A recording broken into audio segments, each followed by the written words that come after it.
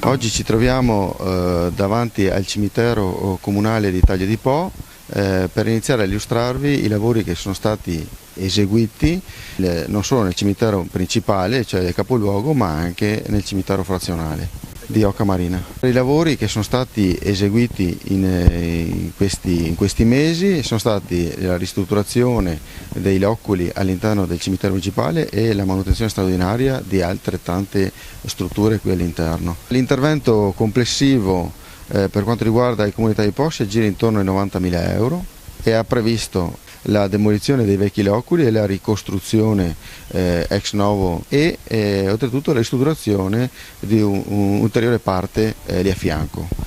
L'intervento è stato particolarmente importante perché non solo ha lavorato all'interno di una struttura già esistente e quindi ha evitato di consumare ulteriore terreno, ma abbiamo fatto anche un intervento di collegamento tra due ali che erano fino ad ora separate, c'era un unico varco. Adesso invece le due strutture, quella più vecchia e quella più nuova, sono collegate in maniera molto più agevole.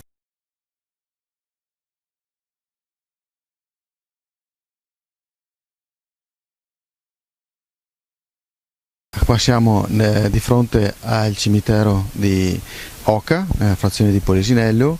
Alle mie spalle vedete l'ultimo ampliamento che è stato fatto per quanto riguarda la realizzazione dei loculi, ampliamento molto atteso come è stato quello che abbiamo detto di Taglio di Po, e quindi anche qua siamo riusciti ad finanziare l'intero intervento e siamo riusciti a ricavare una trentina di loculi. A breve l'intervento verrà collaudato e quindi saranno praticamente utilizzabili per i familiari, e comunque per qualsiasi tipo di informazioni basta rivolgersi al Comune e all'Ufficio Affari Generali.